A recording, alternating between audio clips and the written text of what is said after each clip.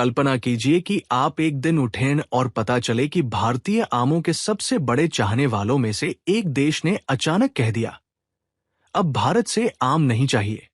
जी हां, जापान ने आधिकारिक रूप से भारतीय आमों का आयात बंद कर दिया है और एक्सपोर्टर्स हैरान हैं।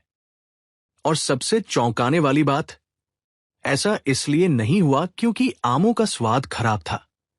भारत की कुछ सुविधाओं के अंदर कुछ ऐसा हुआ जिसकी वजह से जापान ने अल्फासो, केसर, लंगड़ा और बंगनपल्ली जैसे मशहूर आमों की पूरी खेप को रिजेक्ट कर दिया।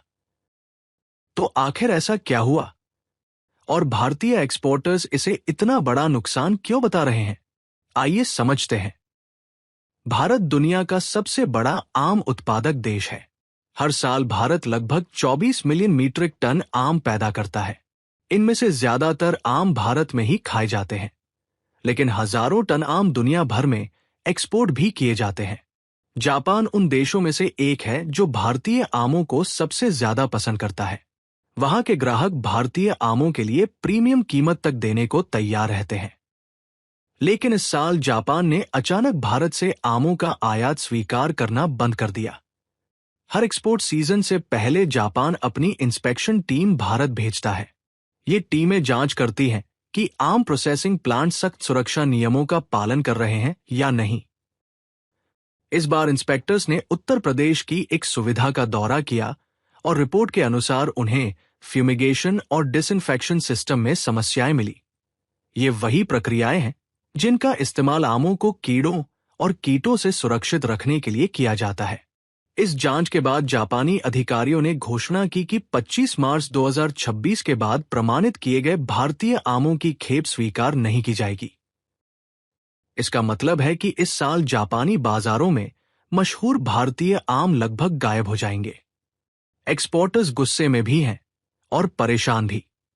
कुछ लोगों का तो ये भी मानना है कि इंस्पेक्शन टीम पहले से ही सुविधाओं को फेल करने के इरादे से आई थी। और एक्सपोर्टर्स की मुश्किलें यही खत्म नहीं होती, क्योंकि वे पहले से ही पश्चिम एशिया संघर्ष की वजह से परेशान हैं। शिपिंग लागत बहुत ज्यादा बढ़ चुकी है। रेफ्रिजरेटेड कंटेनर महंगे हो गए हैं और आसानी से मिल भी नहीं रहे। कुछ फ्रेट चार्ज पहले से लगभग 4 गुना तक बढ़ गए हैं।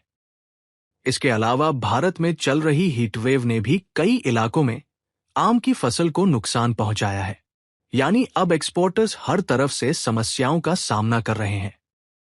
दिलचस्प बात यह है कि जापान ने पहली बार भारतीय आमों पर प्रतिबंध नहीं लगाया है।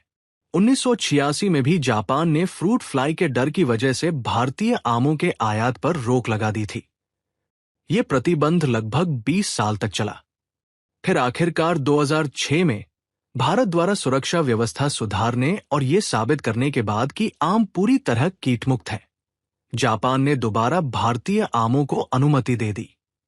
और अब ऐसा लग रहा है कि इतिहास खुद को दोहरा रहा है। रिपोर्ट्स के मुताबिक भारतीय सरकार इस मुद्दे को सुलझाने के लिए जापानी अधिकारियों से बातचीत कर रही है, लेकिन एक्सपोर्टर्स का मानना है कि यह प्रतिबंध इस साल के बाकी समय तक जारी रह सकता है। तो अब सबसे बड़ा सवाल यह है, क्या भारतीय आम जल्द ही जापान में वापसी करेंगे या फिर ये एक और बड़े एक्सपोर्ट संकट की शुरुआत है?